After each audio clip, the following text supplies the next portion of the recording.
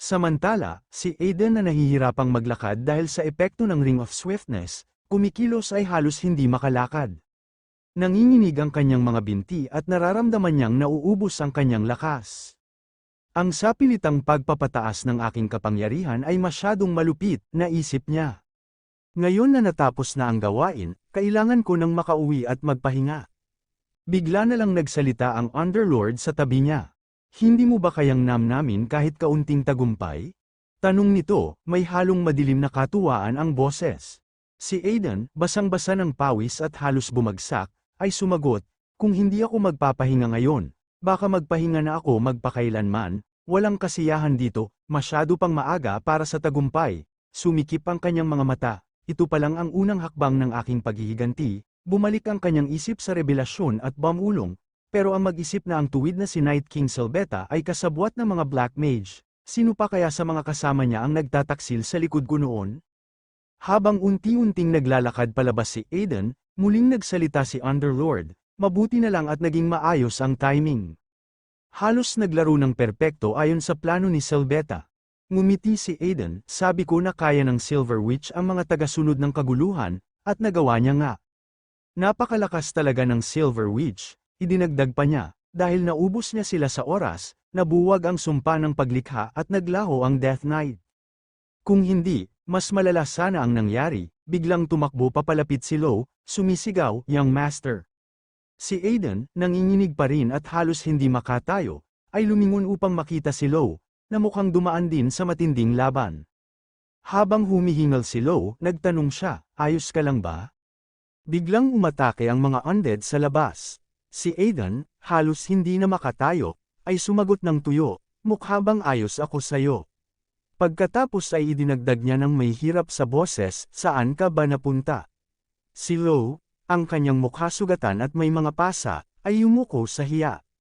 Pasensya na, Young Master, nakikipaglaban ako sa mga undead sa loob ng palasyo. Sa kabila ng kanyang kalagayan, nagawa ni Aiden ngumiti ng bahagya, mabuti ang ginawa mo, Lo. Tara na, magpahinga na tayo. Pagkatapos ay natagpuan si Aiden ang sarili sa kwarto ng bisita sa Imperial Palace, biglang nagising mula sa malalim na tulog. Nagkuskos siya ng mata, naguguluhan. Nakatulog ako agad pagdating ko kahapon. Ilang oras kaya akong natulog, nang handa na siyang bumangon, isang boses ang nakagulat sa kanya, matagal ka ring makatulog, ah. Napasigaw si Aiden sa gulat nang makita si Nesita na nakatayo sa likuran niya. Nakatingin ito sa kanya ng may kalmadong ekspresyon, halos may amusement pa. Walang darating kahit gaano ka pakalakas sumigaw, sabi ni Nesita. Naglagay na ako ng sound blocking barrier sa paligid. Kinabahan si Aiden, at sinagot ito ng nanginginig, oh, ganun ba? Naisip niya, alam kong darating ito, pero hindi ko inasahan na kinabukasan agad. Nang makabawi ng lakas ng loob, tinanong niya, paano ka nakapasok dito?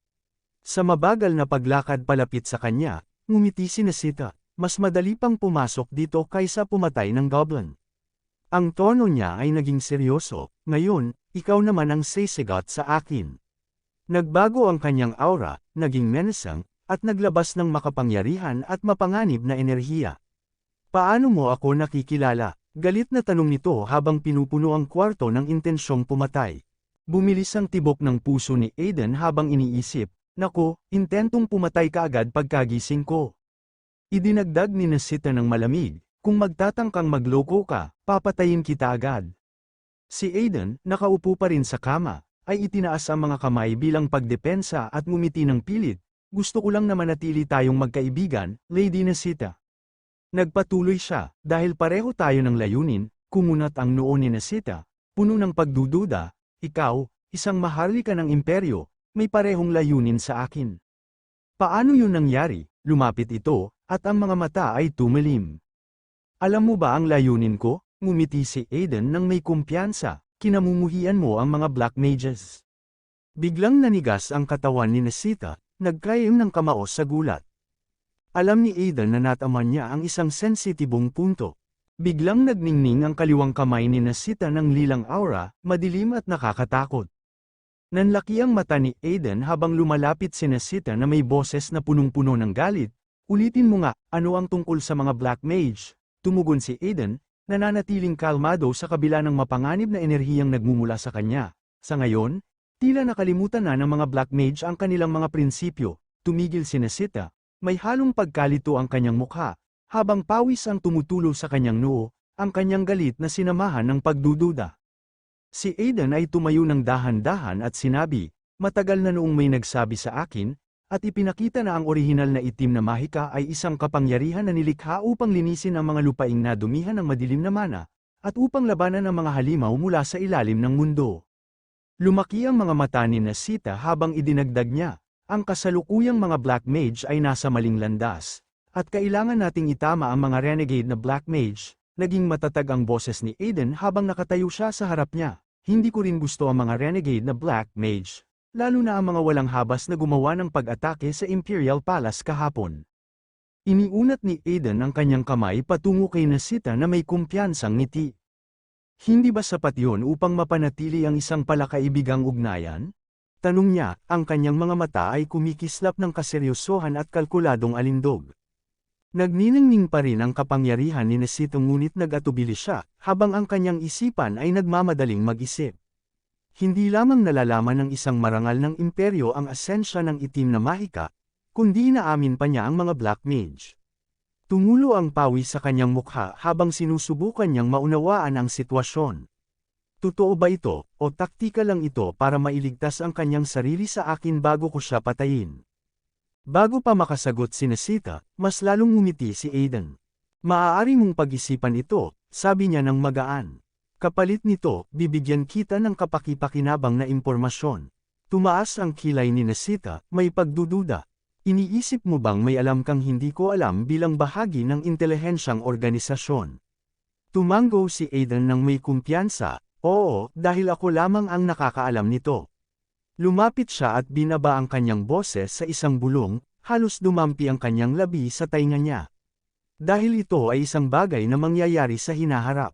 Bago niya matapos ang sinasabi, biglang bumukas ang pinto ng malakas, at pumasok si Lo na sumisigaw, "Young Master, may bisita ka."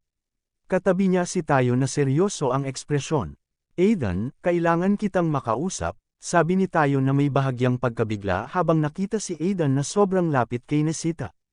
Tumulo ang pawis sa noo ni Tayon, at namula ang kanyang mukha nang maunawaan ang kanyang nakita. "Paumanhin," sabi ni Tayon at agad na umatras sa silid at isinara ng malakas ang pinto. Nagulat si Aiden at mahinang bulong, hindi iyon ang iniisip niya, ngunit wala na si Tayon. Sinubukan ni Aiden na alisin ang maling pagkaunawa ngunit ang seryosong ekspresyon ni Tayon ay hindi nagbabago. Tumulo ang pawis ni Aiden habang iniisip niya, malaking maling akala ito ni Tayon. Naging balisa siya ngunit masaya na rin na nagawa niyang ipasa ang mahalagang impormasyon kay Nesita bago siya umalis. Binalaan niya ito tungkol sa paparating na tagtuyot sa Barkan na tatama sa lalawigan sa lalong madaling panahon. Ilang minuto bago, ipinakita ni Nesita ang kanyang pagdududa, ang kanyang mga mata ay nakakunot. "Gusto mo bang paniwalaan kita na magkakaroon ng tagtuyot sa Barkan, na kilala bilang the Land of Plenty? Hindi pa ito nakakaranas ng tagtuyot mula pa noong itinatag ang imperyo," sabi niya ng mariin. Nakaramdam si Aiden ng pagtaas ng tensyon. "Paniwalaan mo lang ako ngayon, magkakaroon ng tagtuyot sa loob ng 3 buwan. Itinuro niya ang pinto at idinagdag, "Mas mahalaga, kailangan nating magmadali at habulin si Tayon. Baka hindi ito mahalaga sa'yo, pero ako ang maaabala sa maling akala na ito." Hindi impressed si Nesita sa kanyang pagmamakaawa, "Mayroon pa bang dapat ipaliwanag?" Tanong niya na may mapanuyang ngiti, "Sikat ka na sa pagiging delinquent." Sa pagkaasar, sumigaw si Aiden, "Pagkatiwalaan mo na lang muna ako at mag-uusap tayo sa susunod." Bahagyang lumawak ang mga mata ni Nesita ngunit sa huli ay nagbigay siya. "Mas mabuti nga na hindi ka nagsisinungaling," babala niya. "Alam ko kung saan kita matatagpuan kung tatakas ka." Sa pagbalik sa kwarto, pawisan pa rin si Aiden at bahagyang nanginginig. Darating ang tagtuyot, naisip niya ng may kaba. Kapag nangyari iyon, mapipilitang maniwala si Nesita sa kanya. Sinubukan niyang alisin ang tensyon sa pamamagitan ng pagtatanong kay Tayon, "Ano nga pala ang sadya mo dito?" Nag-atubili si Tayon at hinigpitan ang mga kamay. "Oh, well," simula niyang ngunit pinutol ni Aiden, "nandito ka ba para sa isa pang laban?" Sinakal ni Tayon ang kanyang kamao at namula ang mukha. Nakakainis ito para sa akin, amin niya, ngunit ikaw ang tunay na tagapagmana ng Beelzebub Sword, at ayon sa sabi ng aking ama, ikaw ang nararapat na magmay-ari ng espada na iyon. Nagulat si Aiden at napatitig, bakit bigla-bigla na lang, tanong niya sa sarili, ang biglaang pahayag ni Tayon ay nag-iwan sa kanya ng pagkamangha. Nagtataka kung may mas malalim pa sa pangyayaring ito. Pinanood ni Aiden si Tayon na yumuko, tila nagulat, ito ba talaga ang parehong matigas ang ulo na maliit na count na nakilala ko kahapon, isip ni Aiden, na bigla sa bigla ang pagpapakita ng pasasalamat. Nagpatuloy si Tayon, kung hindi dahil sa iyo, nawala na sana ako ng pinakamalapit kong kaibigan, talagang nagpapasalamat ako. Ang boses niya ay naging mas seryoso nang sabihin niyang, sinasabi ng mga tao na ako raw ang pumatay sa Death Knight at nagprotekta sa Imperial na pamilya. Pero malamang napansin mo na rin, na wala ito bago ko pa man maputol, pero sa sandaling yun, nakita ko ng malinaw ang paraan para makalagpas sa pader ng Swordmaster, tulad ng itinuro mo sa akin. Ngumiti si Aiden sa loob-loob niya, iniisip, akala ko kasing tigas ng ulo siya tulad ng tatay niya, pero marahil hindi nga. Bagamat ang huling atake ni Tayon ay kahawig ng estilo ng kanyang ama. Bago pa siya makasagot, inilagay ni Tayon ang kanyang kamay sa balikat ni Aiden, ngumiti ng maliwanag, at sinabing, kaya, young Master Aiden, kinikilala kita bilang aking karibal, namangha si Aiden, at nagpatuloy si Tayon, ikaw ang pangalawang taong kinilala ko bilang karibal ko, pagkatapos ni Deere, dapat mong ipagmalaki iyon, pagkatapos ay idineklara ni Tayon, balang araw, tatalunin kita at babawiin ang pamana ng pamilya, kaya huwag kang magkakamali. Parang tatay niya rin, isip ni Aiden nang may kaunting pagkamangha, gaya ng ama. Determinado rin si Tayon, sa paglaon, nag-usap ang dalawa na parabang magkaibigan na sila ng matagal, ang kanilang panimulang tensyon ay tila nawala, at iminungkahi ni Tayon, pwede bang mas casual na lang ang pag-uusap natin, natawa si Aiden at sumagot, parang casual na nga tayo mag-usap. Ilang araw ang nakalipas, nasa puting karwahe si Aiden pabalik sa teritoryo ng Remes. Nakatingin siya sa bintana, pinapanood ang pagbabago ng tanawin. Sinabi ni Lo, na nakaupo sa tabi niya, malapit na tayo sa teritoryo ng Remes, tumango si Aiden ng di alintana. Sige, sagot niya, biglang bumaling si Aiden kay Lo at nagtanong, kumusta nga pala ang mga sugat mo? Nagliwanag ang mukha ni Lo sa pasasalamat, at ang kanyang mga mata ay halos maluha, dahil sa holy potion na binigay mo. Young Master, lahat ng sugat ko ay gumaling, napakamahal nun, nagpapasalamat talaga ako. Nakaupo si Aiden sa loob ng karwahe, iniisip ang mga Reg Along binili niya para sa kanyang pamilya, habang ang isang kamay ay nasa kanyang baba. Bumaling siya kay Lo at pabirong sinabi, kaya dapat mabait ka sa akin, ha? Ngumiti si Lo, opo, sir, magiging mabait ako. Ang ngiti ni Aiden ay naging mapaglaro, iniisip, ang imperial na pamilya nga naman, sobrang galante. Binigyan ako ng sapat na pera para makabili ng ilang mansion bilang pasasalamat sa pagligtas ko sa kanila.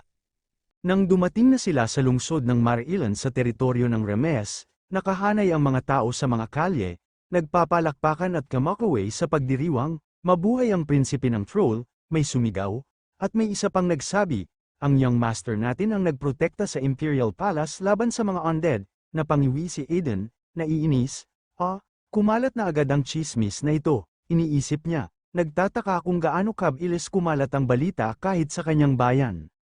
Ang boses ng Underlord ay umalingaw sa kanyang isip, tila nagtatawang nagsabing, talaga nga namang mas mabilis kumalat ang chismis kaysa sa hangin, hindi ba? Inilagay ni Aiden ang kamay sa kanyang bibig, iniiling ang ulo, hindi pa rin ako sanay sa mga ganitong seremonya ng pagsalubong, kahit ilang beses ko na itong naranasan.